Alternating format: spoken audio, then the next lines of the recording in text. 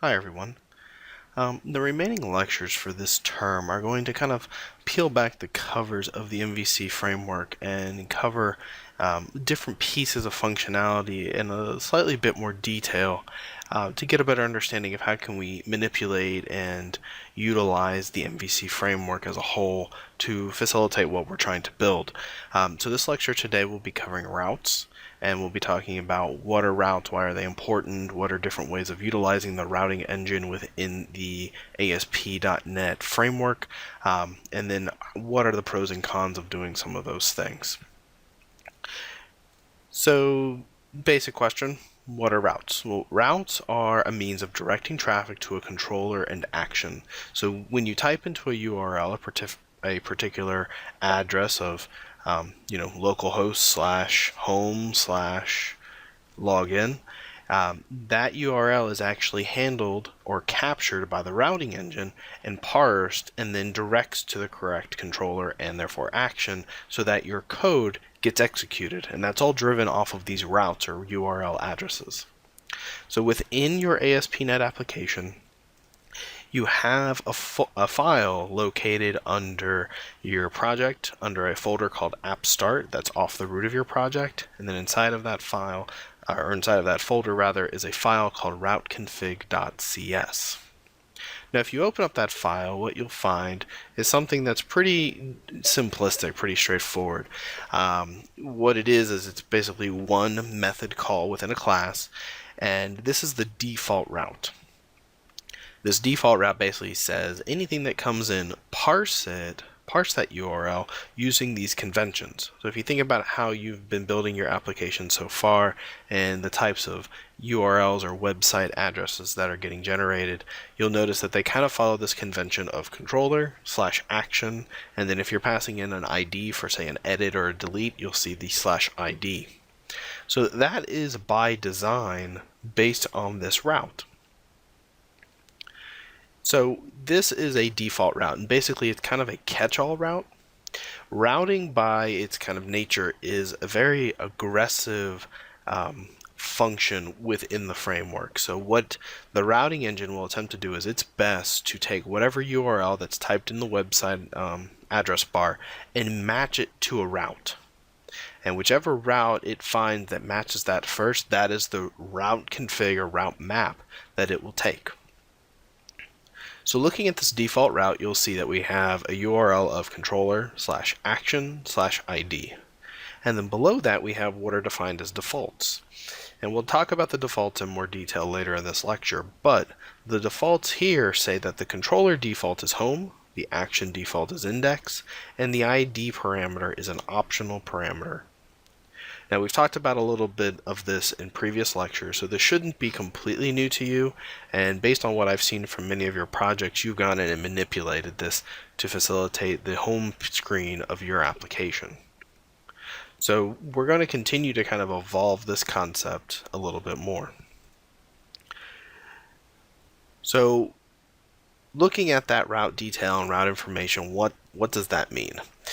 So if we look at this table, this actually comes from your textbook, so there's a reference there as well. We have the number of segments that are part of this URL, so this is mydomain.com. And because there are 0 segments or other factors or elements included, those default values take place. So controller is home and the action is index. So when you first visit your MVC application, your defaults are what are routed so that you get your home page. And then if you add one segment, which is the controller, then the routing engine will say, okay, so it's mydomain.com / customer. So the controller now is customer because the first segment of the route is the controller. So / customer means customer controller, but there's no action segment, so the index action will be used. Adding 2 segments of mydomain.com / customer / list says that the controller is still customer, but now the action to be called is the list action inside of the customer controller.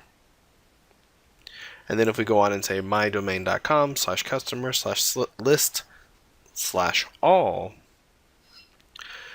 there's too many segments here based on kind of the normal convention. So this actually will resolve in no route being found. So going through and defining your own routes is not it's not a complicated process, but there are different facets or ways of doing it. So we'll start off by talking about static segments. So a static segment is basically you going into a route config and adding a static element to specify some route conditions.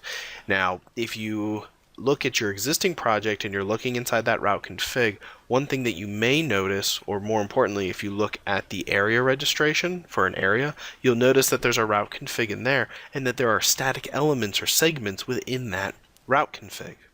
And there are two static segments that you'll probably notice. One in particular that you'll see almost every time is that there is a static segment that defines or correlates to the name of your area. And the reason for that is that when you try to access a particular area within your application, such as an admin area, for example, you'll be doing that by saying admin/controller name/action, and then that ends up routing to your area. So looking at the static pieces or static components, you'll notice that this sample shows basically two scenarios. The first scenario is that we are defining a static a static element in our route to say that our URL is public/controller/action with a default parameter of home and index. So our URL would basically be localhost/public/home/index, and that would take us to our home controller index action. So that's a kind of overly simplistic version. But let's say that we wanted to go through and actually have the shop portion of our application be at /shop/something.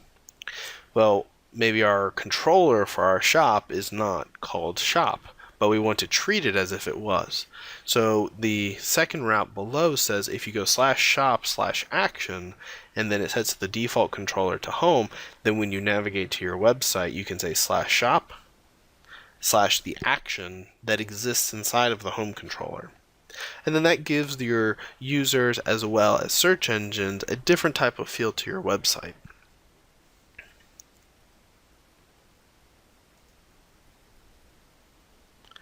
Another option is defining custom segment variables.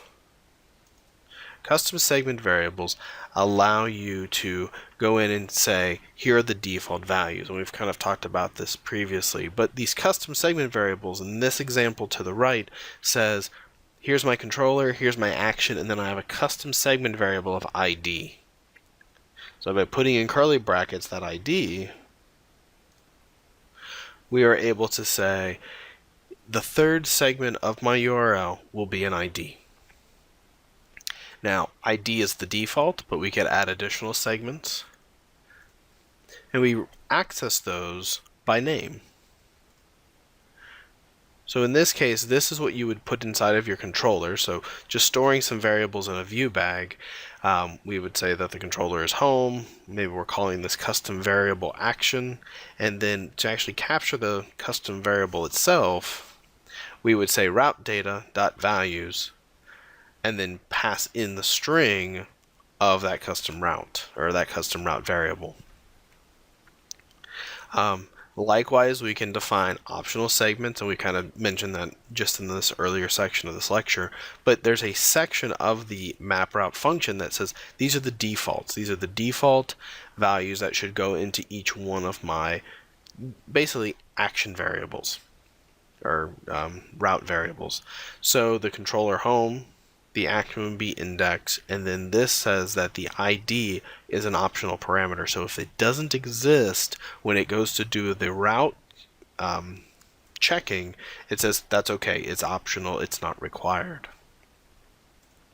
So again, that idea of resolving optional segments, this is again the same kind of article or same kind of table, but if you look at segment 3, it says mydomain.com/customer/list/all. Now that would resolve to the customer controller action list in the ID of all. If we did 4 segments of customer/list/all/delete, that would be a invalid route because there's too many segments. To kind of overcome segment limitations and not having to define all the segments in detail, we can do what's called a catch-all. And the catch-all is notated with the asterisk and the word catch-all as the final parameter. So we don't have to define any defaults. That's pretty straightforward, but what we end up doing is we capture that catch-all using the route data.values and call for the catch-all parameter. And that catch-all parameter would then capture any of the trailing string segments in the URL. So looking down here at segment 5, you'll notice it says customer/list/all. So that maps to the customer controller, list action, ID of all, and then the catch-all captures the remaining delete/per. And by taking that, we can then consume that within our action, our function, and then use that data as needed. So the final concept that I want to cover is this idea of controller namespace hints. So you may be going, controller namespace hints. Okay. So the idea here is we have multiple controllers that live in our application that have the same name. Now, why would you end up having multiple controllers in your application with the same name, and why is that a problem? Well, if you were to use static elements, such as your areas, you could potentially have a home controller in that area, as well as a home controller in the root of your MVC application. Or, going to maybe a step further, you may be building an application where your controllers don't all live in your MVC app. So this allows you to do development of controllers outside of your MVC application, which gives you the capability of building plug-in architectures.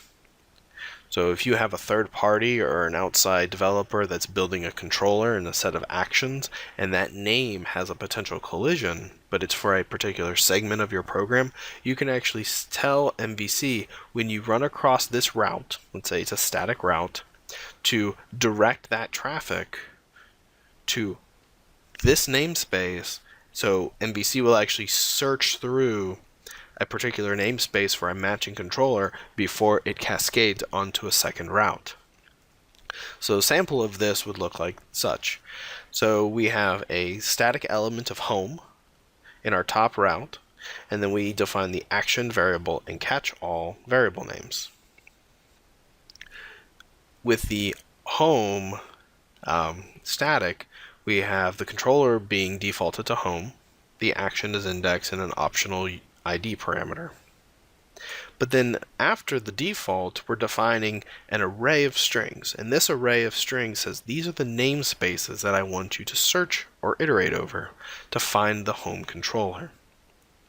So because our code would actually hit the home route at the very top first, it would first look for a home controller inside of URLs and routes.additional controllers.